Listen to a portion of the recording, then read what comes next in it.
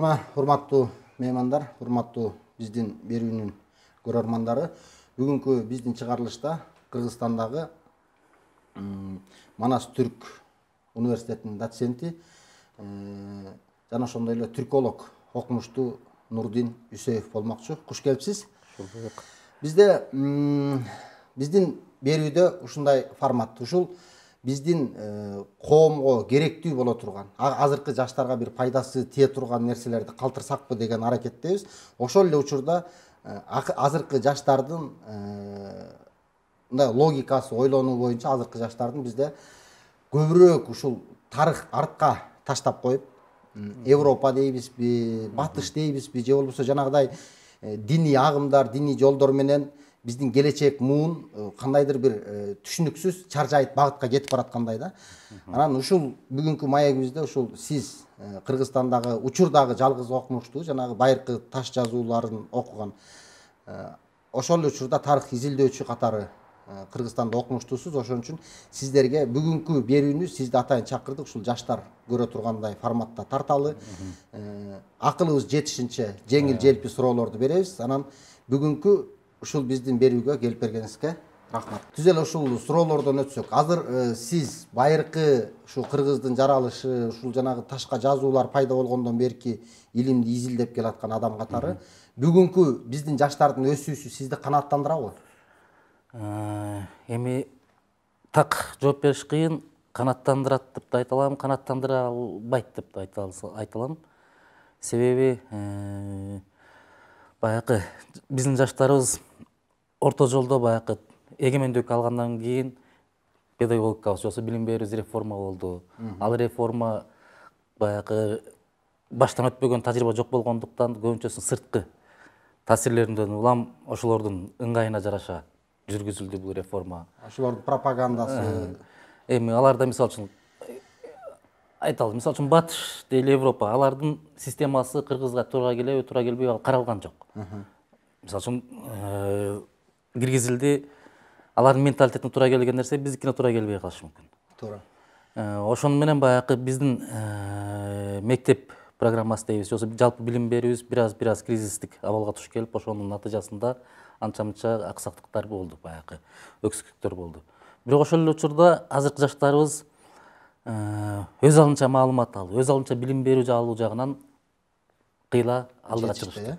Себеби дегенде маалымат көп, булак көп. Ошолорду колдоно билүүнү, ошолордон өздөрүнүн ыңгайлууну тандап алып, кандайдыр билим алуу жагынан булар алдыда. Ушул жаштар ошо маалыматты, мисалы, бизде азыр Кыргызстанга кирип аткан маалыматтарда эч кандай контроль жок. Чынында бизде маалыматтарды, мисалы, башка диктатуралык режим, ушундай башкаруу өлкөлөрдө аларда иргеп анын мамлекетине ошо эркини көрсөтөт. Анан бизде бул жакка контроль жок. Себеби ар биринин колунда телефон жаштардын. Анан ушул алып аткан азыркы тарбияларында, мисалы, азыркы биздин өсүп келаткан жаштардын, балдардын тарбияларын ушул туура нерсени өсүп келаткан жаш өзүнө туура сиңирип алып атабы, сиңирип албай атабы, ошо эркинин контролдоого муктажбыз да биз. Мен ушул жактан бир аз башкача ойлонуп кетет элем да, контролдоого муктажбызбы. Үчүнчү Япониянын мисалында айтып берейинчи. Японияда баягы генже мектепте деп коелу, 1-класстан 3-класска чейинки башталгыч класстарда көбүнчөсүн ошо Япония элинин маданиятын, тилин, каада салтын үйрөткөнгө аракет кылышат экен. Жанакы тарбия бергенге аракет кылышат экен. Андан кийин баягы так илимдер кетет. Андан баягы башка сабактар окутулат. Эмне үчүн баягы башталгыч класста булар Япония элинин маданиятын, тилин, тарыхын үйрөткөнгө аракет кылышат? Ошол мезгилде бала жакшы кабыл алат. Ал бала япон болуп, жапан болуп тарбияланат. Чыныгы өзүнүн тарбияланат. Андан кийин ал башка сырткы күчтөргө, же болбосо терс көрүнүштөргө, жанакы субкультураларга кирип кетпейт. Себеби фундаменти, пайдалуу түптөлдү да ал баланын. Ошо денеге дагы ошол сиңген. Андан кийин ошол алган тарбиясына тыштан келген маалыматты салыштырып контролдоп таразалаганга жетишет. Бизде ушул нерсе, мисалы, азыр ушул учурда мектепке ушул нерсе кириши зарылбы? Мисалы, ушул акыркы убактарда ыйман сабагы деп атат. Ыйман сабагы. Эми ыйман сабагы дегенде биздин аталарыбыз ушул чоң улуу муундар, даже чоң аталарыбызга чейин коммунисттик партияда ошол экилердин коммунисттик идеология менен тарбияланып калган эл, алар мындай молдо кылып чыгарат деген түшүнүктө болуп атат да. Ушуну бир мектептин форматында ушундай нерсени биздин бир кандай 3-5 класска чейин болобу ушул нерсени мектепке киришин сиз анда зарыл деп эсептейсиз? Түздөн түз ыйман сабагы болбосо дагы, мисалы ар бир предмет аркылуу, ошол эле тарых аркылуу, ошол эле тил аркылуу, ошол эле адабият аркылуу ошол эки адеп ахлакка тиешелүү болгон нерселерди үйрөтсөк болот. Мисалы адабият сабагында ошого ыңгайлуу чыгармалар тандап алып, ошол чыгармалар аркылуу сиздин илим боюнча, ушул тарых боюнча кыргыздар баланы тарбиялоодо кандай ыкмаларды колдонгон? Эми ушул жагы аябай оор суроо. Себеби бизде азыр баягы 20-кылымдын башына чейин кыргыздар баягы өздөрүнүн буга чейинки баягы салттуу жашоо турмушун жашап келди да. Ал жердеги тарбия берүү такыр башка ыкма менен жүргөн. Үй бүлөдө алышкан, кошуна коңголоңдон алышкан, аксакалдардан алышкан, жанагы дөбөгө отурган аксакалдардан алышкан. Ал тарбия берүү ыкмасы азыр жоюлуп кетти. Себеби биз шаардаштык, айылдаштык, отурукташтык. Анын ордуна жаңы форматтар келди. Мектеп тарбия берүү, үй бүлөдөн деле алыш керек. Бирок ушул тапта бизде үй бүлө деген түшүнүк, үй бүлөдөн тарбия берүү деген түшүнүк өтө алсыз болуп кетти. Эмне үчүн айтсам, мисалы үчүн азыр күнүбүздү коомдук турмушту карасаңар деле көбүнчөсү мектепти күнөөлөгөндөрдү көрөбүз. Туура. Мектепте билим берет. Билим берет. Мектепте тарбия бербейт. Мектептин эң биринчи милдети бул билим берүү. Тарбия экинчи милдети. Тарбия биринчиден үй бүлөдө берилет. Үй бүлөдө берилет. Жанагы 3 жаштан кийин кеч болуп калат деп атышпайбы жанагы. Үй бүлө, ошо үй бүлөнүн ролу өтө чоң. Экинчиден, баягы бизде үй бүлөлөр көбүнчөсүн 3 муундан турган да, чоң ата, чоң эне, ата эне, андан кийин бала. Азыр ал түрдөгү үй бүлөлөр да азайды. Азыр бизде компактный, кичинекей үй бүлөлөр. Ата эне.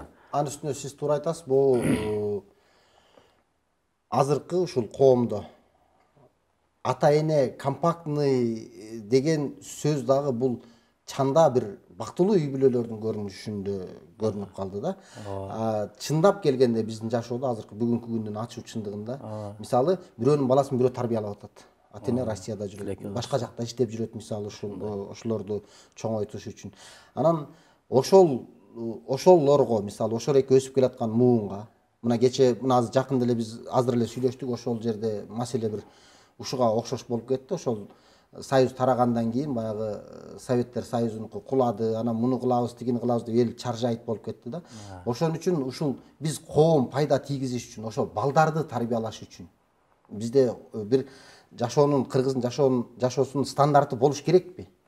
Албетте, баягы мисалы жок, мен азыр айтайын дегеним, мисалы бирөөнүн баласын деле бирөө ушунчалык бир жакын мээримге алып чоңойтпойт да. Мурда баягы Октябрят деген бар эле, Пионер деген бар эле, мисалы биз ошол көргөн нерселерди. Ошол сыяктуу ошол баланын өсүшүнө кандайдыр бир коомдун зарылчылыгы барбы? Албетте бар, албетте сөзсүз түрдө болуш керек да. Бул мамлекет болгондон кийин ошол мамлекеттин өзүнүн бир идеологиясы. Мен идеологияга каршымын, бирок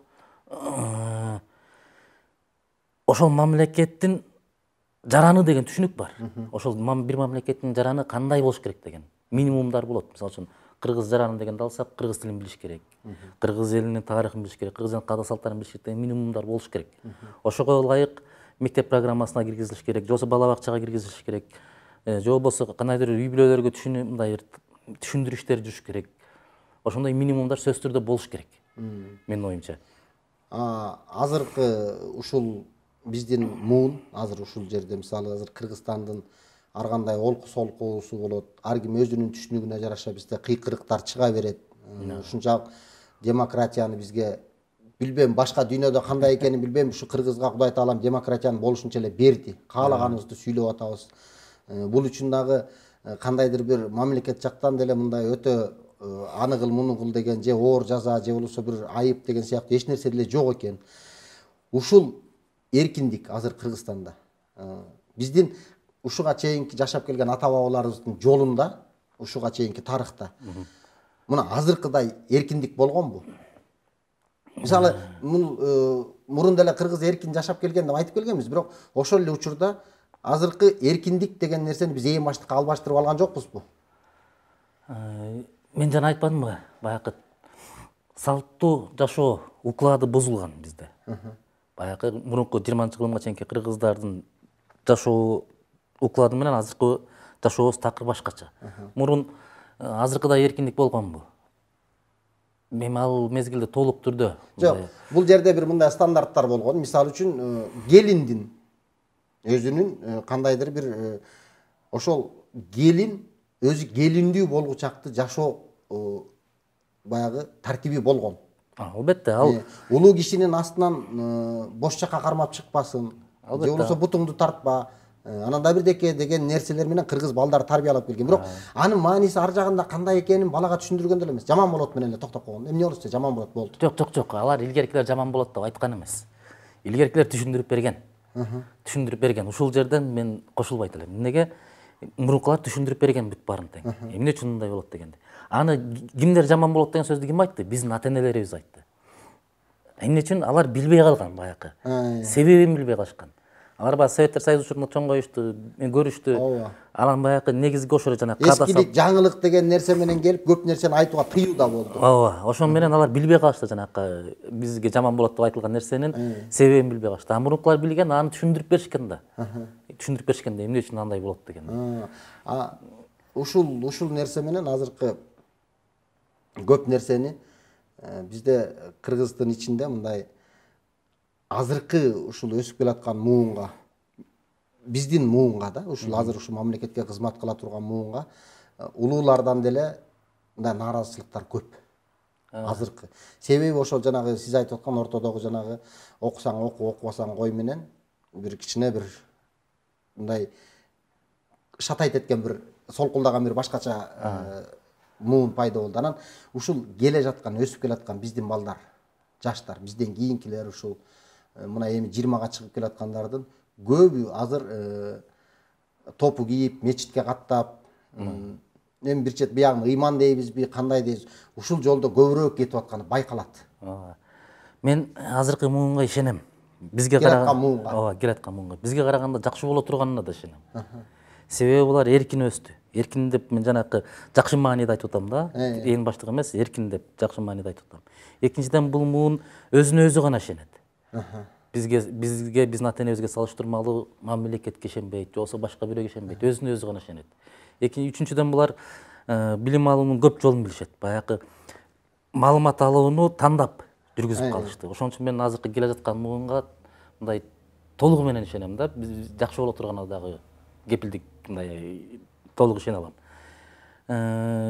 Эми албетте баягы жаштардын арасында көрүлгөн ар кандай терс көрүнүштөр, булар субкультуралар деп коет баягы илимде, субмаданияттар.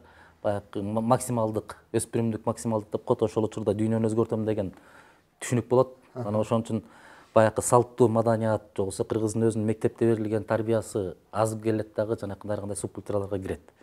Ал бир 20 жаштан кийин, 25 жаштан кийин өзгөрөт, кайра өзүнүн калыбына келет. Сиз азыр тарыхчы, илимпоз катары ушул өсүп келаткан биздин келечек муундан үмүтүңүз бар, бир жаңы доор болот деген ойдосуз. Демек биздин жол, ушу берип аткан балдарга берип аткан жол азыркы мындай тандоону эркине койгонубуз туура. Туура. Себеби булар бизге салыштырмалуу китепте көбүрөөк окушат. Ар кандай акцияларды өткөзүп, ушул китеп окуйлуу, же болбосо мындай кылалы деген нерсе менен да жүрүшөт. Эми ушул жерден бир кемчилигинди айта кетейин. Мен эми университетте сабак берип, жаштар менен тыгыз байланышып жүрөм да. Бул эми көбүнчөсүн баягы урбанизациянын жыйынтыгы деп коебуз, баягы шаардашуунун жыйынтыгы. Буларга сырттан баягы иш жасаганга күч керек да, баягы мотивация алып туруш керек, бир сырткы жактан мотивация алып туруш керек. Окуган китептеринин бир бөлүгү ошол мотивация берүүчү китеп да. Ошондон улам мен ушул жаштардын баягы мотивацияга муктаж экендигин, бирөөлөрдүн түртмөлөөсүнө муктаж экендигин байкап атам. Колдоого муктаж. Андай эмес, баягы жашоодон алып эле ошондон эле өздөрүнө мотивация тапса болот. Биздин ушул кыргыз эли, сиз көп жерде жүрөсүз, ушул түрк элдерин изилдөөдө, ушунун баардыгына катышып, ушун аралап бүт баарын көрүп жүрөсүз. Анан ошол элдерден биздин кыргыз элинин артыкчылыгы барбы? Себеп дегенде ошол жанагы хакастарды, башкирлерди, керек болсо ушул монголдорго чейин кошуп алып, биз түпкү тегибиз бир, керек болсо алар кыргыз дегенге чейин кыйкырыктарды чыгарып жүрөбүз. Ушул Чыңгыз хандын дагы кыргыз экенин китеп кылып жазып ийген окумуштуулар чыкты. Мен буга кошулбайм, бирок кошула албайм да. Анан ошол мисалы ошол биз тектүү элдердин арасында кыргыздын айырмачылыгы алардан. Эң биринчи айырмачылыгыбыз бул эркиндикти сүйгөнүбүз. Эң биринчи айырмачылыгыбыз. Баягы бир кишини кумир кылып алып, же болбосо өзүбүзгө хан кылып алып, анын эле сөзүнөн чыкпай жүрбөй, альтернативдүү жолдорду издегендигибиз. Биздин артыкчылыгыбыз менимче. Эркиндикти сүйгөнүбүз, жанакы альтернатива издегенибиз. Үчүнчүдөн билимге умтулганыбыз. Башка элдерге караганда. Бул айтып бүтүп алыңыз. Мен ушул 3 негизги өзгөчөлүктү айтмадым да. Булар баягы бизди алдыга алып кете турган дагы өзгөчө артыкчылыктарыбыз. Туура жакка колдонсок. Ал эми туура эмес жакка колдонсок, бизди жок кыла турган дагы өзгөчөлүктөрүбүз. Ача айкырык куу сүрөн менен деген. Бул мисалы үчүн эркиндиктин жакшы жагы да бар, жаман жагы да бар да. Ооба. Мисалы үчүн эркиндик дей берип мамлекетибиздин бүтүндүгүбүздү жоготуп алышыбыз мүмкүн. Бирок аны жакшы жакка бурсак, ал өтө жакшы нерсе да. Мен ушул элдерде, ошол көпчүлүк бөлүгү ушул Россиянын составындагы республикалар экен. Ошол Алтай, Тыва, Хакас, ушул элдерди көрдүм. Кумык деген элдер бар экен. Ушул мындай котормочусуз тилдерине түшүнө ала тургандай. Ошол элдерди көрдүм. Ошолордун баардыгынын пикири кыргыз жөнүндө бир. Кыргыз жөнүндө бир да. Алар айтат, силер баягы жоокерчилик заманда, көчмөн болуп, эл отурукташ элек заманда ошол элдердин ичинен чогулуп келип, аскер болуп, жер чалып, жер чаап, мекен коргоп, чек арада жүрүп, ошентип отуруп аягы ала тоого токтогон элсиңер. Силердин мүнөзүңөрдө ушул убакка чейин улуттук оюндарыңардан баштап күнүмдүк үйдөгү жашоо, ушул кенеде эле жанагы от көсөгөнгө чейин курал катары ошого окшоштуруп мындай сак ушундай жасалган элсиңер. Бул алар айтышат, кыргыз деген улут эмес, кыргыз деген биримдик. Силердин ичиңерде биз да барбыз дейт. Ушинтип айтышат. Биздерден да бар, тигилерден ушунда баарынан бар. Анан силердин мүнөзүңөр жанагы мындай алсыздыгыңарды жашырасыңар дейт. Моюнга албай, мисалы, муну менен урушасыңбы деп бир бала кезде ойногондо да бир ошону айтыш да кыйын эле го, алым жетпейт деген айтыш да кыйын эле. Силерде ошондой нерсе бар. Силерде ошон үчүн баягы бир хандык болбойт. Силерде баягы кадыр баркы бар. Ушундай элдердин ошолордун туусуна бириккен уруу болуп жашаган элсиңер дейт. Ушунун канча чындыгы бар? Толугу менен чындыгы бар. Мен эми ушуну илимий жактан түшүндүрүп берейинчи. Баягы тарых менен, же болбосо тил менен салыштырып отуруп, эпосубуз менен салыштырып отуруп. Эпосубузду алалы, Манас эпосун. Ушул түрк элдеринин ичинде ушундай Манас эпосундай болгон эпос бир гана түркиялык түрктөрдө бар. Якуттарда да бар экен, Олонхо деген эпос. Алардын өзгөчөлүгүн айтып берем мен азыр. Якуттардын укмуштуудай Олонхосу бар. Эми ал жерде бирок алардын өзгөчөлүгү бар, алар архаикалык эпостор. Архаикалык дегенибизде кандай? Ал жерде баягы бир баатыр болот, ал сырткы адам түрүндөгү душмандары менен эмес, фантастикалык бир жандыктар менен согушат. Манас эпосу менен ушу түркиялык түрктөрдүн Огуз Каган деген эпосу бул мамлекет куруу, империя куруу эпостору. Бул мамлекеттүүлүктү чагылдырган эпостор. Жанакы Сагынбай Орозбаков Манас эпосун айтып аткандай, эмне үчүн кыргыздарда сакталып калган деген жери бар. Анан ошол жерде өзү жооп берет Сагынбай Орозбаков. Кыргыздар ушундай мамлекет курган эл болгон, ошон үчүн ушундай болуп сакталды деп. Жанакы кыргыздардын баягы авторитет тааныбаганы дагы ошол эле тарыхта өз учурунда чоң мамлекет курган. Ошол эле биздин баягы күнүмдүк аң сезимибизде калбаса дагы гендик даражада бул эле канга сиңип калган. Ошон үчүн жанакы алсыздыгын жашыруу, башкалардан коркпоо сыяктуу болгон түшүнүктөр ушундай келет. Муну Евразиядагы бир эл менен мисалы дагы бир эл бар, бул монголдор. Монголдорго барып көрсөңөр, кедей, кембагал, но бирок боюн көтөрүп, монтип жүрөт. Эмнеге? Чыңгызхан чыккан, дүйнөнү башкарышкан. Кыргыздар да ошондой эл болгон, Евразияны башкарган учурунда, 7-9-жылымда. Мына ошол түшүнүк азыркы кыргыздарда сакталып калган. Биз мамлекет курганбыз. Демек ошол биз жоокерлер келип бир эл болуп Ушул жагын айтып кетейин. Эмне үчүн жанакындай кыргыз деген сөз якуттарда дагы бар, урууларында. Алардын бир легендасы бар. Ошол боюнча кыргыз деген бир баатыр келип ушундай якуттардын арасында шапышынтып калган дейт. Хакастарда да бар кыргыз деген уруу. Казакта да бар. Казакта дагы бар, башкырда дагы бар.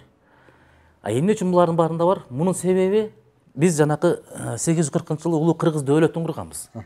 Ошол улуу кыргыз дөөлөтүнүн ичинде баардык элдер болгон. Азыркы казактардын ата бабалары, кумуктардын ата бабалары, сакалардын ата бабалары, якуттар бүт барын ата бабалары ошол мамлекеттин ичинде болгон. Кыргыз ошондо баягы мамлекетти түптөгөн, аны кармап турган кандайдыр бир жогорку күч катары эсептелген. Ошон үчүн аларда ушул экил аттар, кыргыз деген аттар сакталып калган. Ошон үчүн жанакы башкарып турган топ, уруу катары эсептелгендиктен аскерлер ушундай аскер деген неме кылып калган. Туура айтасыз. Ушул сөз ошол тувин жанагы ошол саха якуттар, ошолордун тилдери ошол биздин жанагы түндүктө калып кеткендейбизби же ошол биздин баягы биз тектүү элдердин арасында кыргыз деген сөз мына мааниси котормосу биздин тилге которгондо жоокер дегенди түшүндүрөт экен, анан согуш деген сөздү түшүндүрөт экен. Ушул эки маанидеги түшүндүрөт экен. Ошол силер ошо жоокерсиңер деп ушул эки сөздү көп айтат да. Хакастарда кыргыздар жөнүндө легендалар бар. Чаатас деп коет, мындай жерге вертикалдуу түрдө орнотулган мамылар бар, таш мамылар. Аларга жазуу жазылган, аны муну кылган. Анан ошол таштардын келип чыгышы боюнча легендасы бар. Ал боюнча кыргыз деген эл болгон экен Хакасияда. Анан алар ушунчалык согушчан эл болуп, антып жүрүшкөндө анан баягы бири-бири менен ошондой таштарды алып согушканбы ушундай да. Азыр так эсимден чыгып кетти. Анан ошолордун калган таштар дейт. Анан аларда бир табигый бир нерсе болуп, анан ушул Хакасиядан Кыргызстанга азыр Алатоога көчүп кеткен деп айтылат. Ошол легендада дагы кыргыздар согушчан эл катары сүрөттөлөт.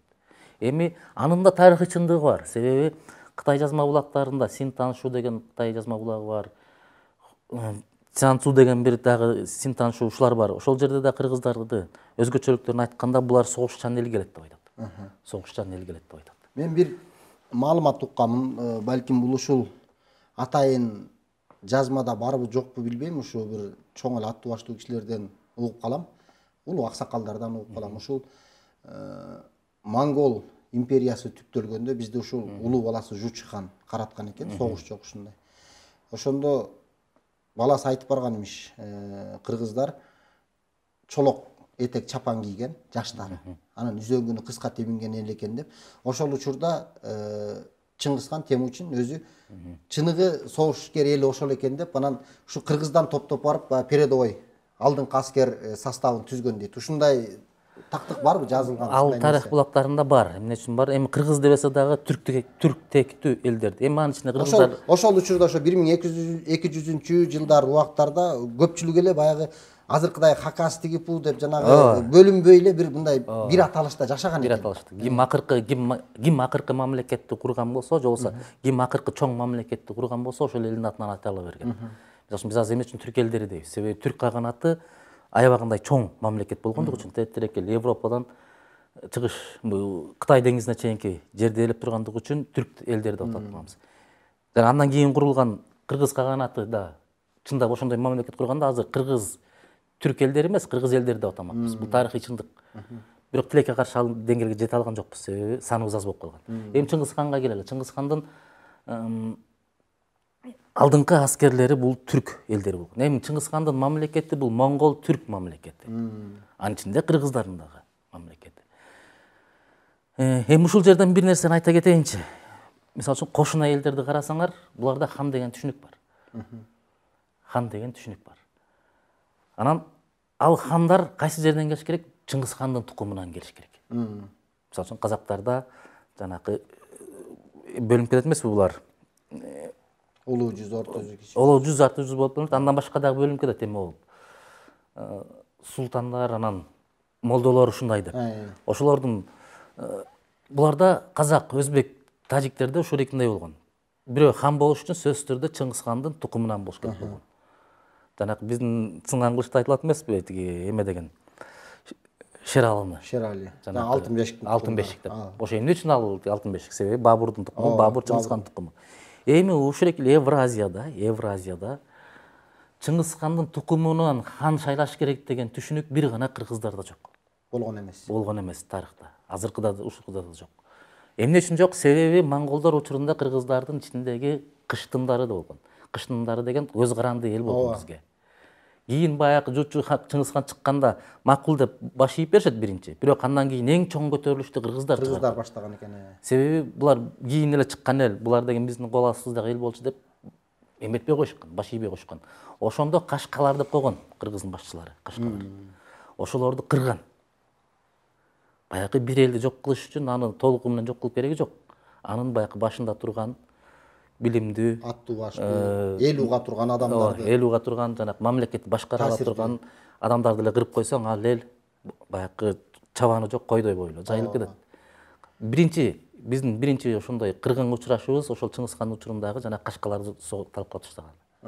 Андан кийин калмактардын кырганы, андан кийин падышалык Россияны кырган. Ошондон бери баягы элди башкара турган кишилерден жутап келатабыз да ушуга чейин. Биздин ошол байыркы азыр деле ушул кийин жоголгонсуп баратат, жанагы өсүп турган даракка чүпүрөк байлаган, ушул үйлөрдү жана түтүн менен тазалап ушундай нерселердин баардыгын мен ошол жерлерден көрдүм. Аларда кадимкидей эле керек болсо элдик медицина катары колдонуп ошол нерселерден бир кандайдыр бир шыпа издеген нерселерди жасашат экен.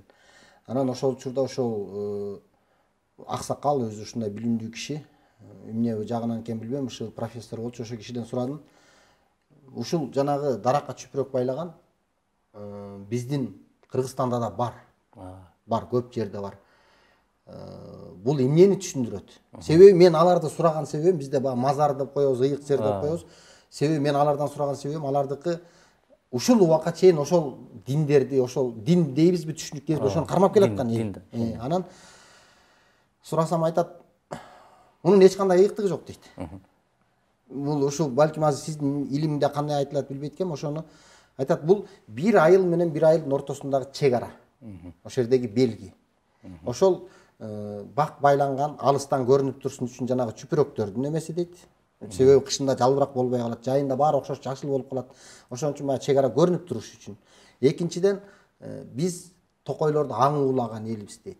Ар кандай болот, жанында оттук ташын унутуп калат, бирдеке болот. Ошон үчүн ошол жанагы мерчемдүү белгилүү жерге баягы оттук таш, балким нан, азык түлүк ушундайларды коебуз дейт. Анан ошол жерге эми ошолор тургандан кийин баягы ал жер булганбасын деп, аерге жолобо булгангага болбойт деп ушинтип ар кимди түртүп отуруп, анан ыйык жерге биз айландырып койдук дейт. Негизинен бул ушул эле функцияны аткара турган нерсе дейт. Ушул байыркы кыргыздарда, ушул жанагы сиздин илимде мунун баарын окудуңуздар. Ошол жерде ушул жөнүндө кандай айтылат? Эми ал жерде мындай, бул теңирчилик ишеними да, теңирге ишенүү сезими.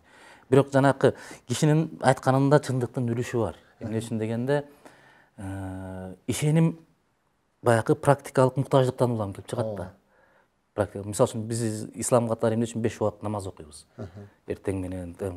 Себеби ошолор биздин күнүбүздү кандайдыр бөлүктөргө бөлүп турат дагы, анан ошол убактарда баягы Кудайды эстеп, мунун практикалык да жагы бар. Мисалы үчүн намазга жыгылуу баягы кээ бир адамдар тарабынан физкультура катары, эң жакын денсаулыкка пайдалуу нерсе катары эсептелип жүрөт. Ошондуктан диндин практикалык жагы, анан баягы духовный жагы бар. Жанакы биз кыргыздар дагы теңирге ишенген да. Биз мусулман болгонбуз. 10-кылымда мусулман, исламды кабыл алганбыз. Ушу Кыргызстандын аймагында кабыл алынган. Кара сатып Буурак Карахан деген Карахандар мамлекети болгон. Анын ичинде кыргыздар да болгон. Ошолор 999-жылы исламды мамлекеттик дин катары кабыл алганбыз. Ушул азыркы жыл эсеп боюнча 999-жылы. Андан сырткары бизди бул жерде 13-кылымдарда, 15-кылымдарда кыргыз эли түптөлгөн бул жерде. Энисайдан келген кыргыздар менен жергиликтүү түрк элдери менен. Ошол азыркы кыргыз элин кыргыз кылып бир бүтүн улут катары кармаган бириктирүүчү күчтөрдүн бирөөсү ислам, бирөөсү Манас эпосу болот. Муну мен эмес, кыргыз элибиздин белгилүү тарыхчысы Анвар Мокеев айтат. Эми жанакы келели мазарга келели. Мазар эч качан кандай учурда мазар болгон? жалгыз өсүп турган дарак мазар болгон. А эмне үчүн алам экен? Ал Кудайдын кудурети катары эсептелген. Айланасында эчтеке жок, бир кандайдыр бир керемет менен өсүп Керемет менен өсүп, Кудайдын кудурети катары эсептелген. А биз кийин аны айрым баягы чаламоолу дин бузарларыбыз бар да, ашындан. Ошолор аны туура эмес түшүнүшкөн. Эмне деп баягы эл келип, баягы даракка сыйынып аткансып калышкан. Жок, эч качан кыргыздар, байыр кыргыздар эч качан дарактын өзүнө сыйынган эмес. Тоонун өзүнө сыйынган эмес. Дарак аркылуу, дарак Кудайдын кудурети катары эсептелип, ошол аркылуу Кудайга сыйынышкан. Ал аркылуу дагы эмес, Кудайдын кудурети катары каралып, Кудайга гана бир жакшы жөрөлгө бир укмуш керемет сыяктуу. Ошол эле болду. Андан кийин жанакы айткан практикалык мааниси. Ал болгон сөзсүз түрдө болгон. Анан азыркы биздин коомдо биз азыр кыргыз, таза кыргыз элибиз бир 90%-тин тегеретесинде ислам динин карматчу. Ошол учурда баягы карманып анын шарты менен болбосок дагы өзүбүздү бир мусулман катары эсептеген калкпыз да. Ушул учурда ушул ислам динин дагы ушул биздин кыргыз биздин атабыз жашап келген жолго каршы койгон дагы бир кандайдыр бир кызыкчылыктар бар. Мындай өтө эле такыр бир билбейм, эми азыр мен кандай түшүндүрөм, балким ушул жерде да бир чоң талкуу болуп кетиши мүмкүн биздин берүүдөн кийин. Мындай улут экенин унутуп бараткан кыргыздар дагы бар бизде. Ушул жанагы сиз айтып аткан келечек ушул кичинекей жаштарга чейин ошого сугарып, ошол эки менен токтотуп келатат. Туура, биз Кудайга ишенебиз. Биз өзүбүздү ислам динин кабыл алган мусулман эл катары эсептейбиз. Анан ушул өсүп келаткан муун жанагыдай ушундайга сугарылып, ошол нерсеге кетип атат дагы бизде кийим бузулду. Ушуну сүйлөп атып, биз деле өзүбүз деле ошол кыргыздын бир толук нерсесин кие албай атабыз. Балким ошол кийимдерди, мисалы, биздин балдар, кыргыздар канча жаштан кайсыл убакка чейин кандай формада, кандай кийимдерди кийген? Эми кийимдин эң биринчи милдети баягы климаттык шартка жараша жылуулукту, анан салкындыкты сактоодо. Мындай жалпылап айтканда. Экинчи чоң милдети бул ошол кийген кишинин социалдык, үй бүлөлүк абалын чагылдыруу болгон. Эң негизги милдети. Мисалы үчүн эмне үчүн баягы кыргыздарда жылаң баш эле жүргөн да. Чачтары өрүлүп. Андан келин болгондо чачын жолук байланган. Демек ал турмуш курган аял зат экенин билишкен. Эми биз так билбей калдык да, ар бир курдун да мааниси болгон да кыргыздарда. Мисалы үчүн жаш бала кандай курд тагынат. Көбүнчөсүн алар жөн эле мындай безден, материалдан эле байлап коюшкан. Ал качан эр жетип эметкенден кийин анан жанагы кайыш курун тагынат экен. Анын тогоосу болгон. Тогоосунун да ар кандай өзгөчөлүктөрү болгон. Ал жана көлөмүнө, оюсуна жараша даражасын, өзүнүн адамдын нерсесин көрсөтүп тургандай бирок ушул эле учурда бизде чоң азыр мындайча айтканда ушул мамлекеттин ичинде дагы бир кандайдыр бир тирешүү өтө күч алып турат. Өтө күч алып, ушул социалдык сеттерде деле караса, ушул бизде бардык маселе жок кылгансып ушу менен келатат да. А биздин кыргызга ушул өзүбүздүн ушул мына мисалы биз өзүбүздү мусулман деп эсептегенден кийин ушул мусулман динин чоң аалымдар менен бириктирип чогулап, ушул кыргыздын салтын билген, ушул тарыхчыларды кошуп, ушундай бир стандарттуулук кылып туруп, тынч жашаса болобу? Эми биз демократиялык өлкө болгондуктан, светтик өлкө болгондуктан андай чогултуп стандарт болбойт. Бул баягы мамлекеттик саясатка туура келбейт. Демек азыр биздин учурда демократия туура эмес. Жок, демократия туура эмес деген келбейт. Баягы мамлекет тарабынан элге ушундай болот деп айтылбаш керек. Сен момундай гана исламды бизде ушул эле нерсе, мисалы бул биздин заманга чейин биз качан бир өзүбүз мындай оокат тапканга чейин бардыгыбыз эле кыргыз негизи ата эненин контролунда болгон да. Аял алып, үйлөнүп, келип, анан сен кийинкинин үйлөнгүчө ошо ата эненин колунда жашап, ошонун сен тапкан ташканың да ошол ата энең чечип турган. Мисалы да. Эми демек анда биз буга чейин анда демократия жок жашаганбызбы кыргыздар? Мисалы үчүн эмне үчүн биз Ханафи мазхабын алдык? Себеби ал коомдук талкуудан өткөн. Коомдук талкуу дегенде азыркы отуруп алып туруп, мисалы үчүн илимдер академиясына апарып отыргузуп туруп ошол жерден коомдук талкууду уюштуруп коет атпайбы, 4-5 кишини алып келип. Андай эмес, ал коомдук талкуу деген бул уже бышып бардык жерде эл өзү тандап алат анын ичинен. Сага сунушталган ар кандай версиялардын ичинен өзү тандап алат. Кыргыздар Ханафи мазхабын тандап алган себеби ал Ханафи мазхабы исламдын. Бул ошол элдин каада салтына каршы келбейт, каршы келбейт. Каршы турбайт. Сен шарият менен жашашың керек дебейт. Ошон үчүн баягы кыргыз эли бул ушуну туура айтасыз. Жанагы биздин ушул диний аалымдар чоң алардыкы ушул тарабынан окумуштуу, ошолордун дагы билими деңгээли ушунчалык чоң болгондуктан биздин Кыргызстанда ушундай бир диний жанагыдай агымдар менен, мисалы мусулмандар менен мусулмандардын ичинде да мындай араздашуу жок да. Ошо жок да, ошол жакшы. Ошол жакшы нерсе. Ошол учурда алар дагы биздин жанагы улуттук оюндардын көбүн макул дешет. Мына көз өтүп кетти, Раматылык Чубак ажы деле анча-мынча кишилер баягы баш көтөрүп баштады эле, улакты ойнотпойбуз деп. Чубак ажы өзү айтып чыкты, ойнош керек.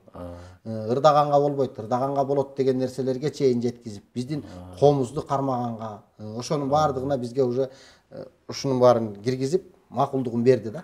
Мына ошондой ушул жанагы стандарт дегенибизге, стандарт андай эмес, стандарт ушундай Раматылык Чубак ажы Жазилов өңдүү дин алымдарынын айтуусу, көрсөтмөсү жаштарга, элге берген сабак аркылуу жүрөт. Балдар көрөт, Чубак ажыны көрөт, анын жанында башка бирөөнү көрөт. Ошол экени көрүп туруп анан кимиси эми ар бир адамга ойлонуп туруп жакшысын тандайт да, ошентип эле баягы өзүнө керектүү, кыргызга тандык, ылайыктуу болгон эмени тандап алат. Мен ушул жерден жанакы эмени белгилеп кетким келип атат да, жанагы коомдогу кагылышууну, бир теңирчилер менен, өзүн теңирчи деп эсептеген адамдар менен. Ушуну мен азыр сизге бир башкачараак кылып суроо берейин да. Ушул жерде коомдо көп, эми бул өтө деле чоң кагылышуу эмес, бирок ушул соцсеттерде катуу чыңалган маселе. Теңирчилер анан мусулмандар дейт. Ошол эле учурда ошол теңирчиликти кармагандарды мен көрүп келдим өзүм. Ошол азыр ушул убакка чейин жашаган. Алар башка динге сый урмат менен мамиле кылышат. Башка динге алар ушул теңирчилер жаман экен дебесин деп ушундай. Ушул эле ислам дининде. Ислам дининде зыян келтирбесе чымынды да өлтүргөнгө болбойт мисалы. Башка бирөөнү мындай жаман көз менен кароо дагы болбойт. Бизде ушул нерселер кармалган жок да. Анан эмне үчүн ушул экөө эле ушунчалык тирешүү болуп атат да. Бизде мисалы көп мундар бар, баптисттер бар, христиандар бар, даже католиктер жана христиандардын ушул иш-чаралары бар. Алар мындай эле сыртта турат дагы. Ошо кыргыздар бар ошолордо. Кыргыз өкүлдөрү, кыргыздары бар, кирип кеткендер бар. Алар унчукпай чекеде турат. Именно азыркы биздин убакта ушул тирешүү биздин, мен ойлойм, бир жакшы жагына жоруганга аракет кылам да. Ушул талаш менен жүрүп отуруп бир тактыкка Кудай буйрса келет деген ойдом. Себеби ошол эле учурда ушул талкуу менен биригип отуруп биздин кыргыздын жаштары кыргызча кийинүүгө акырындык менен өтүп келатат. Ооба, бул мындай да, баягы теңирчилер дин оюн айткандарын угуп, баягы көрсөңөр, алар баягы кыргыздын каада салтын, населени сактаганга аракет кылган кишилер. Но бирок алар ошол эле мезгилде манасты көтөрүп жүрүшөт. Бирок алардын кылган иштери, жасаган ошол экени ишке ашыруу ыкмасы туура эмес. Себеби манас эп болсун да, манас теңирчи эмес, манас ислам, мусулман. Теңирчилик бул биздин динибиз болгон илгери. Бир Кудайга эле ишенүү, теңирге ишенүү. Бирок анын жазылып калган куралдары, эрежелери жок. Булар өздөрү ойлоп таап атышат. Адам просто өзүнүн акылына салып, ушул эрежени түзүп атат да. Ооба, күнгө сыйынып атышат, мисалы үчүн кайсы бир күндөрү күнгө сыйынышат экен. Эми андай нерсе болгон эмес да. Болгон эмес.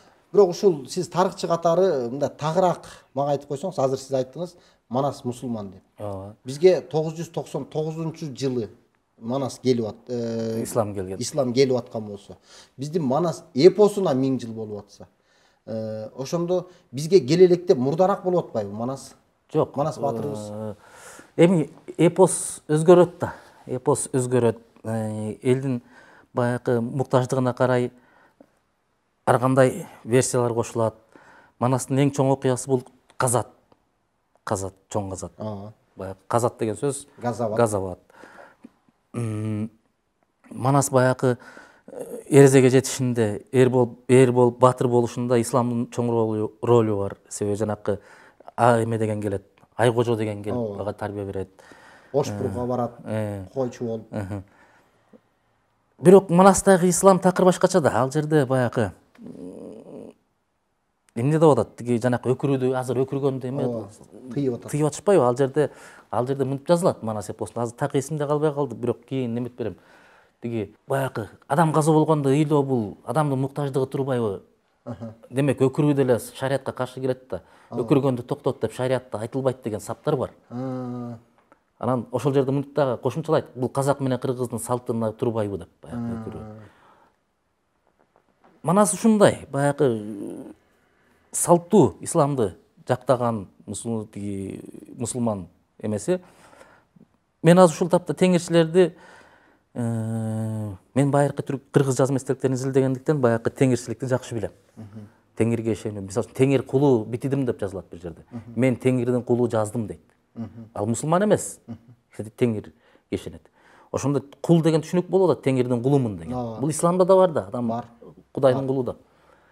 Ошол теңирге ишенүү менен ислам бири-бирине жакын болгондуктан биз кабыл алганбыз исламды. Мисалы үчүн оңой кабыл алганбыз. Ага чейин биз нестериан болуп көргөнбүз. Христианствонун бүт түрү. Манихеист да болуп көргөнбүз.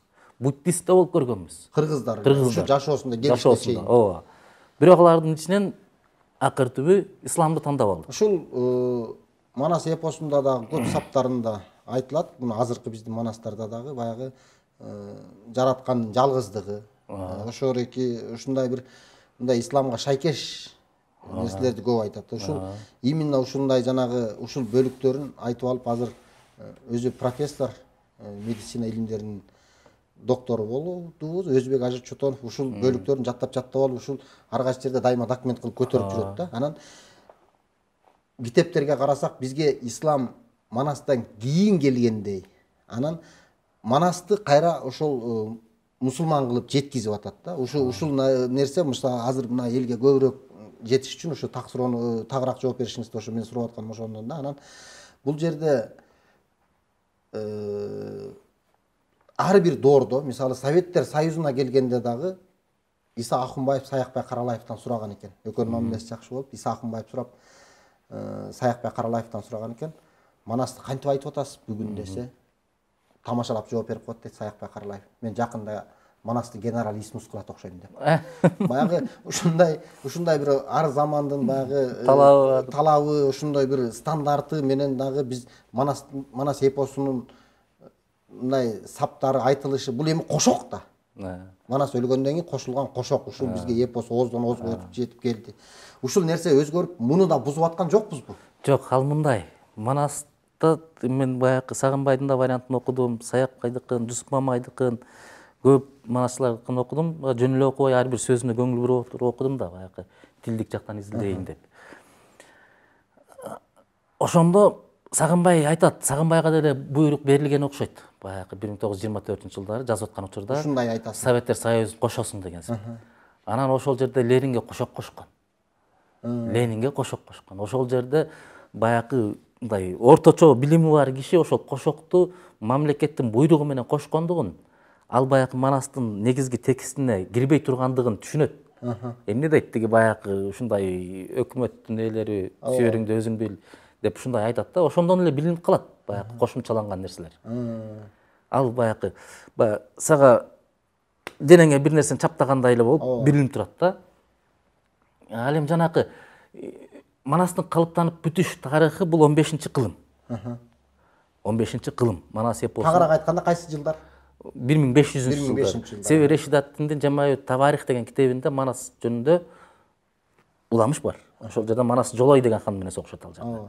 Демек 15-кылымдар, 16-кылымдарда Манас эпосу калыптанып бүткөн деп айтабыз. А Манастын келип чыгышы, пайда болушу бул гун дооруна кетет. Биздин заманга чейин 2-кылымга чейин кетет. Ошондон баштап 15-кылымга чейин калыптануу доору жүргөн. 15-кылымда биз динге, исламга киргенбиз, ошондуктан Манас мусулман катары сүрөттөлгөн. Демек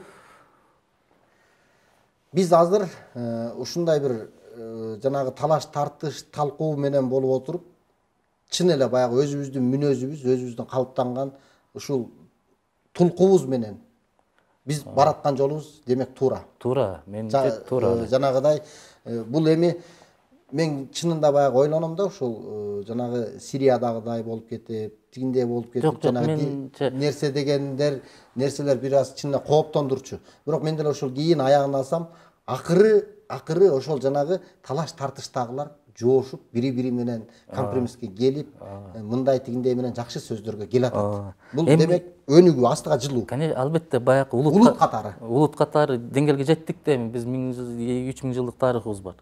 Баягы улуттун ичиндеги адамдар бири-бири менен компромисске келүү тажрыйбабыз бар. Бул саясатчыларда жок, бирок жөнөкөй элде бар. Жөнөкөй элдики ошол. Муну ушул жерден так белгилеп кетели. Бирок саясатчыларыбыз да үйрөнүп келе жатышат ушул экен, компромисске келгенде. Карап отурабыз, бул жакшы нышана. Мен жанакы ушу улут жөнүндөгү айтып кеткенде талаш тартыш баягы объективдүү жүрүп, бири-бирин сыйлоо менен жүрсө жакшы нерсе да. Жок, бизде ошол жерде кээ бир чынында эле баягы бирөөнө бирөө катуу айтып койгондор бар. Бирок ошол учурда эле ошону эле кайра жанындагысы. Кой, сенден улуу турбай тигип бу деп ушул нерселер кубандырат да, жанагы жакшы нерселер менен эми ал аны угуп калып, кайра баягы тиги мынтип атпай деген сыяктанган менен баягы токтоп аягымдай түздөлүп кеткен нерселер, ушул нерсе менин оюмча бул деле өнүп өсүү деп ойлойм. Анан эми азыр сизден акыркы суроо. Манас деген ат, манас сөз. Эми илимде бул эмнени түшүндүрөт? Ар кандай божомолдор бар. Ушул күнгө чейин толук такталып бир божомол кабыл алына элек, бирок көпчүлүк кишилердин дагы ишенимин туудурган божомол бул манас санскрит тилинде ман деген адам, ас деген толгон, мындай баралына жеткен дегенди билдирет. Баралына жеткен, толгон адам баягы дегенди билдирет деп. Менимче да ушул эки ыл туура. Себеби манас эпосунда санскрит тилинен кирген сөздөр көп. Санскрит тили деген бул баягы индоевропеялыктардын байыркы тили. Биз жанак манихеист болгонбуз, буддист болгонбуз деп атпаймынбы? Ошол учурда санскрит тилинен көп сөздөр кирген. Ал баягы дин катары киргендиктен мындай кээ бир сөздөр ошол санскрит тилинен алынган. Мисалы үчүн биз азыр кыргыз тилинде адеп ахлакка байланыштуу сөздөрдүн көпчүлүгү араб тилинде. Себеби биз исламды кабыл алганбыз, ошол аркылуу үйрөнгөн. Адабият, маданият деген сөздүн баары эле негизи түбү ошол арабтын сөзүнөн. Ошондой сыяктуу манас кыргыз тилинин кайсы бир учурларда өзгөчө 8-кылымдарда биз манихеизмди кабыл алганбыз, буддизмди кабыл алганбыз. Ошол учурда ушундай адамдарга байланыштуу, бийликке байланыштуу сөздөр кытайча, санскритче болгон. Менин оюмча ошо манастагы санскритче бир сөз. Себеби манас деген сөз жанакы эмеде бар да. Индияда бар.